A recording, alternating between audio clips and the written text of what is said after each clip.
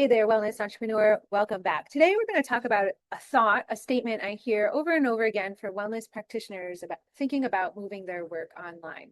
And that's the thought of, am I just going to sell a course or am I working with clients? And on the surface, this sounds like a logical question, but underneath, I want to explore something deeper that's going on and much more important to address if you actually want your online work to succeed. So today, I want to talk about why this question comes up so often, what your clients are really asking for, and the hard truth about online courses that most people aren't talking about, especially in the wellness place. So when practitioners are questioning about, should I sell courses or should I just get online clients, what they're really asking is, am I building a product or am I still a service-based business? Am I still working with people? And the answer for both of these are, you're still working with people. Selling an online course is getting clients. They're just becoming your clients inside a different container. And as a wellness practitioner, I think we can't forget this because sometimes we move into the online space from a place of burnout or preventing burnout. And so we think that selling a course where we're just getting clients or students into the course will prevent burnout because it's a scalable offer, because there's no one-to-one involved, for example. It feels better. It feels like there's less of a chance for burnout versus if you've been a practitioner for a decade or more and you've been in the back-to-back grind, you don't want to get back into that grind online, just signing clients. So I get it. I hear you.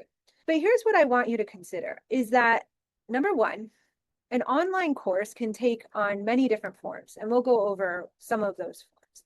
And number two, regardless of the form, whether it's an independent course where they do go through it at their own pace, a membership, a group program, or a one-to-one hybrid option, again, there's no right form.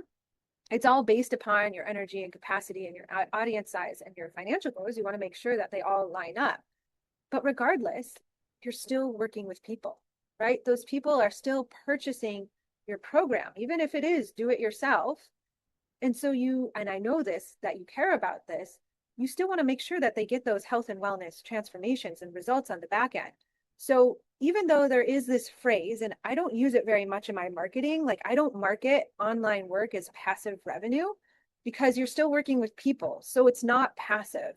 You still have to check in with them and make sure they're getting results. It's not a one and done transaction where things are completely hands off. You still have to, as we've talked about in past episodes, market, sell, and deliver. And when you're working with people, there's still an energy exchange going on. So yes, it's different than one-to-one, but it's not completely passive. You hear what I'm saying? I just want you to go into the online world from I want to be transparent with you, where you're not just going to put a course up and be done with it. There's still work and an energy exchange going on in the background. And I think one of the biggest reasons people get stuck here is part of the language. Like practitioners, you're thinking about the formats of how you might deliver an online service. Should I, host it in school or Kajabi? How long should it be? How many lessons and modules should it be? Here are the things that I want to teach that I know it's important for them to learn. Yes, all of that. But you have to remember that clients are thinking in outcomes. They're thinking of, well, if I buy this, no matter what it is in the online world, will I achieve this specific result? So to help you with this, as a practitioner, you can begin to ask yourself, okay, what type of format do I want to deliver? And what is my time capacity right now? Maybe your time capacity is little because you have littles at home and maybe you still have a part-time job. And so maybe a scalable course is better. But then also we have to look at your audience size and how much you want to charge for that and your revenue goals. So you do want to make sure that the components line up together.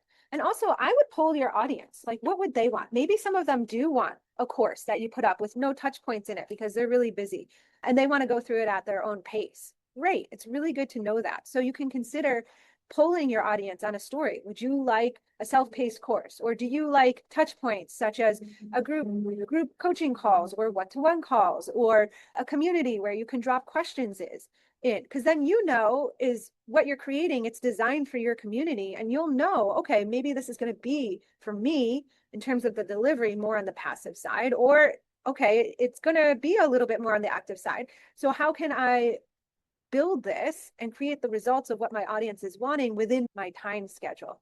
So remember, your clients are asking, can you help me? Will I feel supported? Will this actually work in my life? Am I going to be alone on this struggle? Who can I ask my questions to? What if I don't understand the information? What if I get stuck implementing the information?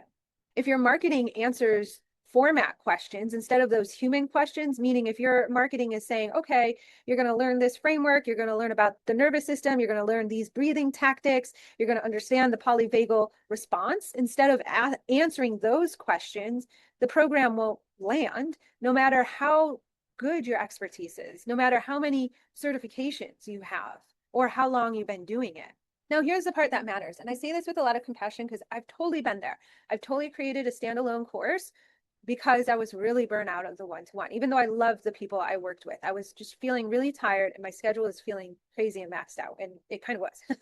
But many practitioners start looking at the independent online course model because they're burned out too. Their bodies are tired, their schedules are full, their nervous system is stretched. That's exactly how I felt.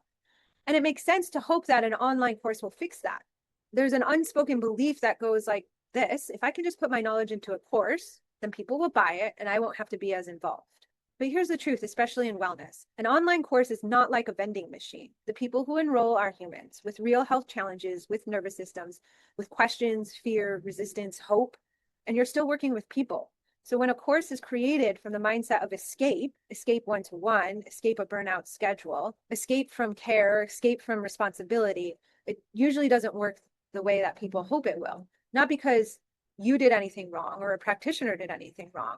It's because it's because of the intention of the offer. So here's the truth. Online work doesn't mean that you stop getting involved in the delivery, that it is completely passive. It means that you're caring for your clients in a different way. You're still guiding, you're still holding space, you're still guiding them through a process, you're still responsible for outcomes. The goal isn't to stop working with humans, well, in the wellness place anyways, unless you're delivering something completely different. But I'm talking about when, if you're selling to humans and guiding them through a health and wealth transformation. If the goal to work with humans, you want to look at your online program in a way that does make it more sustainable for your schedule, more scalable, and more supportive of your nervous system and your clients' nervous systems over time. So, for example, if you are burnout for the one-to-one, it might not, but your audience is small. It might not be completely going to a standalone independent online course that you just put up and sell. If you really want to make livable revenue from it, it might mean that you're doing a hybrid of one-to-one with a standalone course. So you can guide them through it and get their questions answered. And so you can bring in enough revenue to support your business and your lifestyle. It doesn't mean though, and I can tell you this from experience, it doesn't mean that you have to go on back-to-back calls for 8 hours a day, doing 8-hour-long calls every single week, right? You can create your programs with flexibility and freedom. I still do one-to-one. And here's the shift that changes everything for me. I got coached, I think it was the end of 2020, when I was really healing from some of my surgeries and I started to, feel better to start to go back to work to one-to-one. And at the time I was in a coaching program and I said, well, I don't want to do one-to-one. I want to do group. And because I was really burnt out of one-to-one. And my coach was like, well, is your group selling? Like, are you getting the revenue goals that you want to hit? And at the time I wasn't. And in fact, my groups were only really partially filling, like less than 5 people. So it wasn't even really a full group to begin with. And we looked at why, and it's because of my audience size at that time. And I had changed too many things in my business all at one time, like my niche, moving in person to online. I had confused my audience. So I needed to build momentum on who I was helping, how I could help them, and then build momentum behind that first. And so I got really hard coaching at the time. My coach said, you're really building this online program and this online space from a place of wanting to escape your one-to-one, when really you want to build it as a complement to your one-to-one. You want to build it from a place of loving your one-to-one and never wanting to leave your one-to-one. And I remember when she told me that, I was like, yeah, I love my clients. I love my patients. They're amazing to work with. But that one-to-one schedule that I've been doing for like almost 20 years or over 20 years, I don't know how long it's been at that time, been working one-to-one since like late 90s, early 2000s. So 20 years, I'm like, yeah, I think I'm done with that time in my life now. And so I couldn't wrap my brain around it. I stuck with the coaching and I told myself to be coachable and have an open mind for it. That was the whole reason why I was paying, right? And so I did. I was like, okay, I will try one-to-one virtually, and I'll try making different containers where it takes me out of the back-to-back, especially like working for my mentor, where I was every day, Monday through Friday, 8 hours a day, 9 o'clock to 10 o'clock, 10 o'clock to 11 o'clock, 11 o'clock to 12 o'clock. Okay, now lunch break, now 1 o'clock to 2 o'clock. And then I would teach a class, in the evening. I was not getting back into that situation. And as soon as I started to see the potential of all these options where you could have hybrids, but you could still bring one-to-one into it, but with some flexibility and freedom, I got on board. And I tell you, that's when I got out of that. Some of you know that I had a revenue plateau back at that time. And as soon as I got out of that mindset and then came back to the mindset of loving one-to-ones, realizing how well I can serve people through one-to-one and trying it through virtual, even though it felt really comfortable and different, like I had the urges to want to use my hands, but someone was across the screen. I had to struggle with learning how to see posture across the screen, learning how to go through the whole evaluation and teaching someone exercises for the first time, seeing someone breathe across the screen, seeing someone's nervous system down regulate across it. I had to go through all of that discomfort. And I am so glad I did that because I learned so much. And while I was doing that, I built momentum back up for my offers and what I was doing and how I was helping people. And then, now I'm at the point where my coach said last year, okay, we need to, shift now where you're bringing more of your money from your group than your one-to-one. I was like, no, I love my one-to-ones. And she's like, no, it's just we're not getting rid of your one-to-one. So don't worry, my one-to-one clients, I'm not getting rid of them. I'm just learning how to scale it. That's all it is. And so then that shifts your revenue. But it made me realize how I had healed that. I had healed my burnout story. I had healed my story of what working one-to-one meant. And I feel this is so important because the one-to-one model in the wellness industry, that's like the accepted format. And it's accepted in the healthcare industry, the health industry, the wellness industry to do back-to-back yoga classes in one day, back-to-back one-to-one sessions all day long. I know practitioners that did like legitimate 40 hours of one-to-one sessions in weeks after week after week after week. Or like when I was in the, same for massage, or when I was in the traditional physical therapy model, I even saw more than that because I was working with sometimes people, 3 or 4 people all at the same time, or 2 people in an hour, 3 people in an hour. So all of that is like really acceptable. So it's understandable that fatigue of one-to-one and exhaustion of one-to-one is there and real, right? But I think as a wellness industry, for the sake of yourself and the sake of the impact that you want to make, all the people that you want to help, we need to heal this, our thoughts about one-to-one and the burnout story with one-to-one. And it is possible to do this through the online world and just looking at a membership and saying, oh, okay, can I bring a higher ticket membership, let's say for $297 a month or $197 a month or something like that, and bring one call a month in for my people. How many people can I get in? What's my audience size? What does it look like to market that? Like to play around with different options. It can feel so freeing. So just remember, it's not about selling courses or getting clients. It's an and. And if you're really wanting relief and you want to maintain what makes your work meaningful and utilize all your expertise and all your certifications and all your learning, the good news is you can 100% do that.